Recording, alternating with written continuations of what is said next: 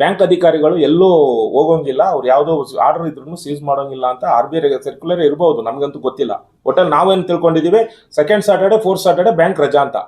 ಇವರು ಇದನ್ನು ಸೀಸ್ ಮಾಡಿದ ದಿನ ಬ್ಯಾಂಕ್ 4ನೇ ಶನಿವಾರ ಬಂತು.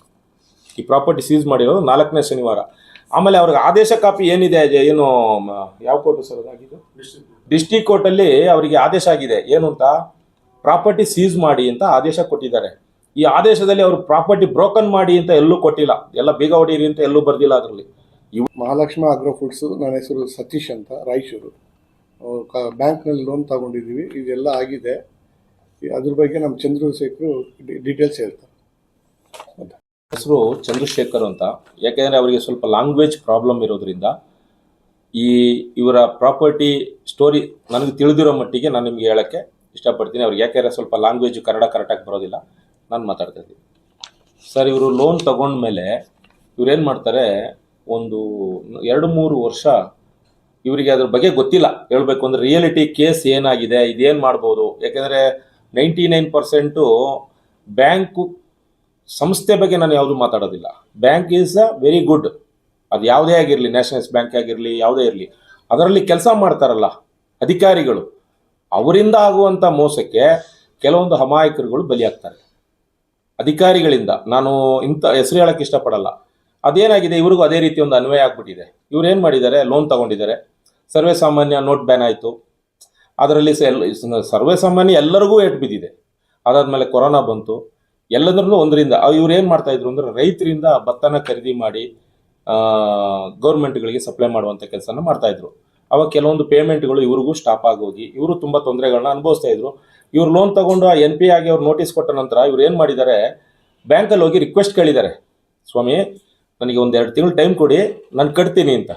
ಅಂದರೆ ಬ್ಯಾಂಕ್ನವ್ರು ಏನು ಮಾಡಿದ್ದಾರೆ ಅಂದರೆ, ಇವರಿಗೆ ಲೋನ್ ಕೊಡುವಾಗ 8 ಕೋಟಿ ರೂಪಾಯಿ ಬೆಲೆ ಬಾಳುವಂಥ ಆಸ್ತಿಗೆ 50% ಅಂದರೆ 4 ಕೋಟಿ ಸಮಥಿಂಗ್ ಇವರಿಗೆ ಲೋನ್ ಕೊಟ್ಟಿದ್ದಾರೆ.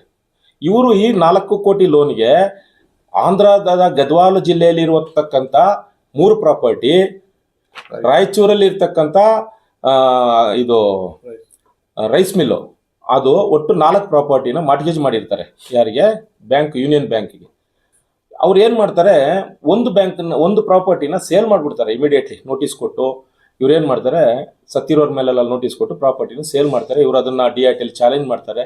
DITಯಲ್ಲಿ ಇವರಿಗೆ ಕರೆಕ್ಟಾಗಿರೋ ದಾಖಲೆಗಳು ಏನಂದರೆ, ಬ್ಯಾಂಕ್ನವ್ರು ಮೊದಲಿಗೆ ತಪ್ಪು ಏನು ಮಾಡ್ತಾರೆ ಅಂದರೆ, ಇವರು ಯಾವಾಗ NPA 3 ತಿಂಗಳು ಕಟ್ಟಲಿಲ್ಲ ಅಂದ ತಕ್ಷಣ ನಮ್ಮ ಆಸ್ತಿಯ ದಾಖಲೆಗಳನ್ನ ನೀವು ಯಾವ ರೀತಿಯಲ್ಲಿ ಕೇಳಿದ್ರು ಯಾವ ಬ್ಯಾಂಕ್ನವರು ಕೊಡೋದಿಲ್ಲ. ಒಂದು ಸ್ಟೇಟ್ಮೆಂಟ್ ಕೊಡಿ ಅಂದರೂ ಕೊಡಲ್ಲ, ಒಂದು ದಾಖಲೆ ನಮ್ಮದು ಈ ಥರ ದಾಖಲೆ ಕೊಡಿ ಅಂದರೂ ಕೊಡಲ್ಲ. ಇವ್ರು ಏನು ಮಾಡಿರ್ತಾರೆ, ಲೋನ್ ತಗೊಳ್ಳುವಾಗ ಪ್ರತಿಯೊಂದಕ್ಕೂ ನಮ್ಮ ಹತ್ರ ಸಿಗ್ನೇಚರ್ ಮಾಡಿ ಇಟ್ಕೊಂಡ್ಬಿಡ್ತಿರ್ತಾರೆ. ಇದು ನಮಗೂ ಗೊತ್ತಾಗಲ್ಲ. ನಮಗೇನು ಲೋನ್ ಬೇಕು, ನಮಗೆ ಕೆಲಸ ಶುರು ಮಾಡಬೇಕು, ಒಂದು ಮನೆ ಕಟ್ಟಬೇಕು, ಈ ರೀತಿ ಉದ್ದೇಶದಿಂದ ನಾವು ಬಂದಿರ್ತೀವಿ. ಇಲ್ಲಿ ಇವ್ರು ಏನು ಟೈಪ್ ಮಾಡಿರ್ತಾರೆ ಅನ್ನೋದು ನಮ್ಗೆ ಗೊತ್ತಿರೋದಿಲ್ಲ. ಇದರಲ್ಲಿ ನಾವೆಲ್ಲದಕ್ಕೂ ಸೈನ್ ಮಾಡ್ತಾ ಇರ್ತೀವಿ, ಬಂದಿರ್ತೀವಿ. 3 ತಿಂಗಳು 90 ಡೇಸ್ ಆಯಿತಾ, ನಿಮ್ಗೆ ಇಮಿಡಿಯೇಟ್ಲಿ ನೋಟಿಸ್ ಕೊಡ್ತಾರೆ. ನೋಟಿಸ್ ಕೊಟ್ಟು ಆ ನೋಟಿಸ್ ಪ್ರಕಾರ ಇದಕ್ಕೆ ಏನು ಮಾಡಿದ್ದಾರೆ, ಬ್ಯಾಂಕ್ನಲ್ಲಿ ಒಂದು ರಿಕವರಿ ಟೀಮನ್ನು ಬೇರೆ ಇಟ್ಕೊಂಡಿದ್ದಾರೆ. ಆ ಟೀಮ್ ಏನಂತಾರೆ, ಇದು ಹಗಲು ದರೋಡೆ ಅನ್ನೋದು ಅಂತ ಕೆಲಸ. ಇದು ರಾತ್ರಿ ಹೊತ್ತಲ್ಲ, ಹಗಲಲ್ಲೇ ಮಾಡೋದು. ಈ ರಿಕವರಿ ಟೀಮಿಗೆ ವಹಿಸ್ಬಿಡ್ತಾರೆ ಈ ಆಸ್ತಿನ. ಅವ್ರಿಗೆ ವಹಿಸ್ಬಿಟ್ಟು, ನಮಗೇನಿಲ್ಲ ರೀ, ಈ ಆಸ್ತಿ ರಿಕವರಿ ಮಾಡಿ ನಮ್ಗೆ ವಾಪಸ್ ಕೊಡಿಸ್ಬೇಕು, ನಮ್ಮ ಹಣ ನಮಗೆ ರಿಕವರಿ ಆಗಬೇಕು ಅನ್ನೋ ಇದರಲ್ಲಿ ಅವ್ರೇನು ಮಾಡ್ತಾರೆ, ಇದಕ್ಕೆ ನೋಟಿಸ್ ಕೊಟ್ಟು ಎಲ್ಲದಕ್ಕೂ ಸಪೋರ್ಟ್ ಮಾಡಿ ನಿಂತ್ಕೊಂಡು 10 ಕೋಟಿ ಏನು 8 ಕೋಟಿ ವ್ಯಾಲ್ಯೂಯೇಷನ್ ಮಾಡಿರ್ತಾರೆ, 4 ಕೋಟಿ ಲೋನ್ ಕೊಟ್ಟಿರ್ತಾರೆ. ಇದನ್ನು 4 ಕಾಸು 3 ಕಾಸಿಗೆ ಅಂದಂಗೆ ಅರ್ಧಕ್ಕರ್ಧ ಬೆಲೆಗೆ ಮಾರ್ಬಿಡ್ತಾರೆ. ಅದನ್ನು ತಗೊಳ್ಳೋಕ್ಕೂ ಜನನೂ ಅವರೇ ರೆಡಿ ಮಾಡಿ ಇಟ್ಕೊಂಡಿರ್ತಾರೆ. ಸುಮ್ಮನೆ ಕಾನೂನು ರೀತಿಯಲ್ಲಿ ನಾವು ನೋಡ್ರಿ ನೋಟಿಸ್ ಕೊಟ್ಟಿದ್ದೀವಿ, ನಿಮ್ಮ ಕಾನೂನು ರೀತಿಯಲ್ಲಿ ಮಾಡಿದ್ದೀವಿ, ಆ್ಯಕ್ಷನ್ ಮಾಡಿದ್ದೀವಿ, ಎಲ್ಲನೂ ಅವರೇ ಹೇಳ್ತಾರೆ. ಇದು ಯಾರಿಗೂ ಗೊತ್ತಾಗೋದಿಲ್ಲ, ಇದರ ಒಳ ಗುಟ್ಟುಗಳು ಇದ್ರ ಹಿಂದೆ ಬಿದ್ದವರಿಗೆ ಗೊತ್ತಿರುತ್ತೆ. ಹಂಗೆ ಇವರಿಗೆ ಪಾಪ ಆ ರೀತಿ ಆಗಿ ನೋಟಿಸು ಕೊಟ್ಟರು, ಎಲ್ಲನೂ ಮಾಡಿದ್ರು.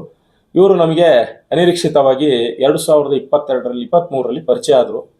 ಪರಿಚಯ ಆದಾಗ ಇವ್ರು ಏನು ಮಾಡಿದ್ರು, ನನಗೆ ಈ ನಮ್ಮ ಆತ್ಮೀಯ ಸ್ನೇಹಿತರು ಪ್ರಶಾಂತ್ ಅಂತ, ಇವರು ನಾವು ಸೇರಿಕೊಂಡು ಇವರಿಗೆ ಒಂದು ದಾರಿ ಹುಡುಕೋಣ ಅಂತ ಒಂದು ಹೇಳ್ಕೊಟ್ಟು, ಇವರು ಏನು ಮಾಡಿದ್ರು, RTIಯಲ್ಲಿ ದಾಖಲೆಗಳನ್ನ ಬೇಕು, ನಮಗೆ ಸ್ಟೇಟ್ಮೆಂಟ್ ಬೇಕು, ಆಮೇಲೆ ಇದು ಯಾವುದು ಸರ್, ಆಕ್ಷನ್ ಬಿಡ್ಶೀಟ್ ಕೊಡಿ ಅಂದ್ರೆ ಇವತ್ತುವರೆಗೂ ಕೊಡಲಿಲ್ಲ ಅವರು.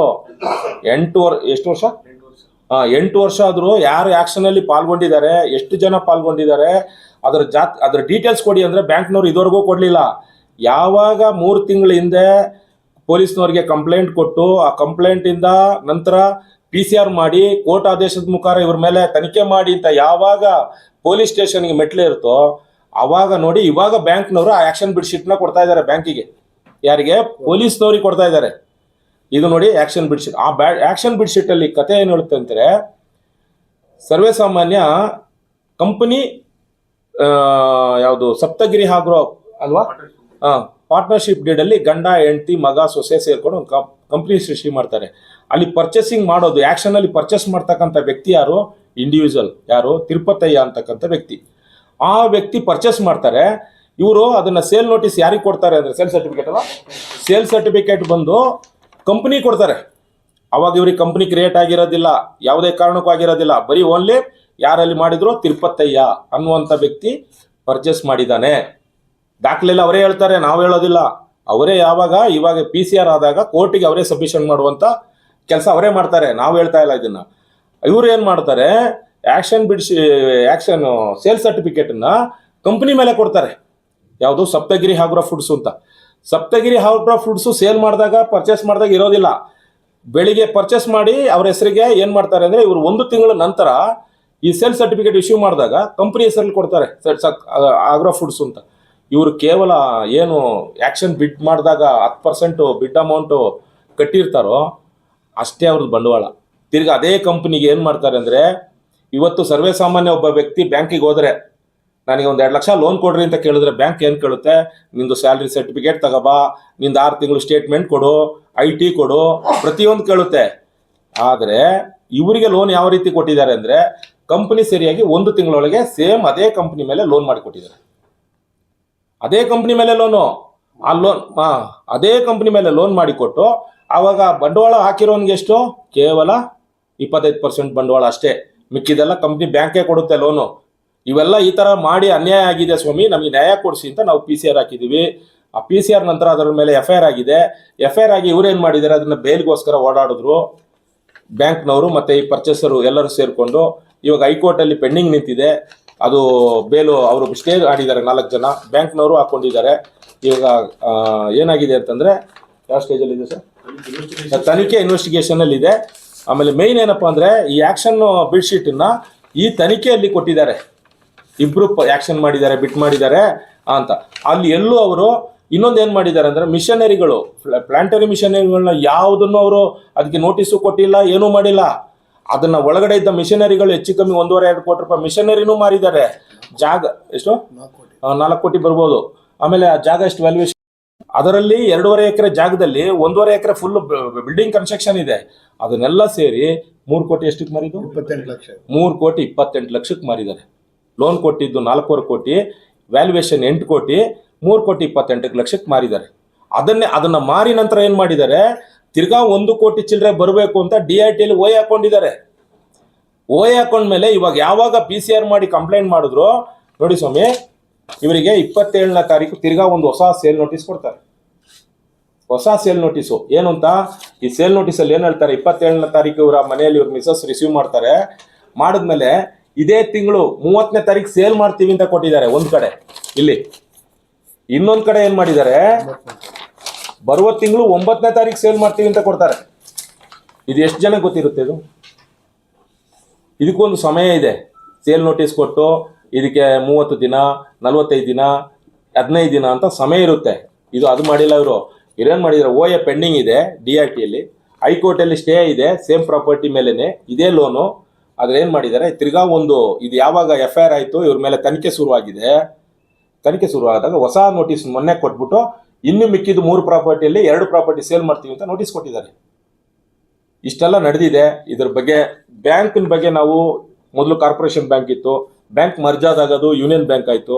ಯೂನಿಯನ್ ಬ್ಯಾಂಕ್ ಆಗಲಿ ಕಾರ್ಪೊರೇಷನ್ ಬ್ಯಾಂಕ್ ಆಗಲಿ ಯಾವುದೇ ಬ್ಯಾಂಕನ್ನ ನಾವು ಎಲ್ಲೂ ಕೆಟ್ಟದಾಗಿ ಮಾತಾಡಲ್ಲ. ಆ ಬ್ಯಾಂಕ್ನಲ್ಲಿ ಇರ್ತಾರಲ್ಲ ಕೆಲವೊಂದು ಅಧಿಕಾರಿಗಳು, ಅವರಿಂದ ಇಡೀ ಸಂಸ್ಥೆಗೆ ಕೆಟ್ಟ ಹೆಸರು.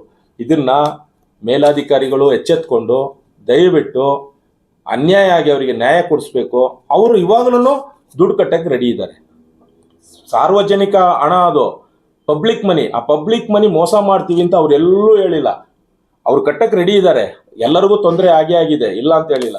ಆದರೆ ದಯವಿಟ್ಟು ಅವರಿಗೆ ಒಂದು ಅನುಕೂಲ ಮಾಡಿಕೊಡಿ. ಇದನ್ನ ತನಿಖೆ ಆಗಲಿ, ಇದನ್ನ ಉನ್ನತ ಮಟ್ಟದಲ್ಲಿ ತನಿಖೆ ಆಗಬೇಕು. ಇದರಲ್ಲಿ ಯಾರ್ಯಾರು ಶಾಮೀಲಾಗಿದ್ದಾರೆ, ಯಾರ್ಯಾರು ಇದಕ್ಕೆ ಸಪೋರ್ಟ್ ಮಾಡಿದ್ದಾರೆ, ಅವರು ಎಲ್ಲ ಜಾತಕ ಹೊರಗಡೆ ಬರಬೇಕು ಅಂತ ತಮ್ಮ ಮಾಧ್ಯಮ ಮಿತ್ರಗಳ ಜೊತೆಗೆ ಸತೀಶ್ ಅವರ ಪರವಾಗಿ ನನಗೆ ಈ ವಿಷಯ ಬಗ್ಗೆ ತಿಳಿದಿರೋದ್ರಿಂದ ನಿಮ್ಮಲ್ಲಿ ಕೈ ಮುಗಿದು ಕೇಳ್ಕೊತಾ ಇದ್ದೀನಿ.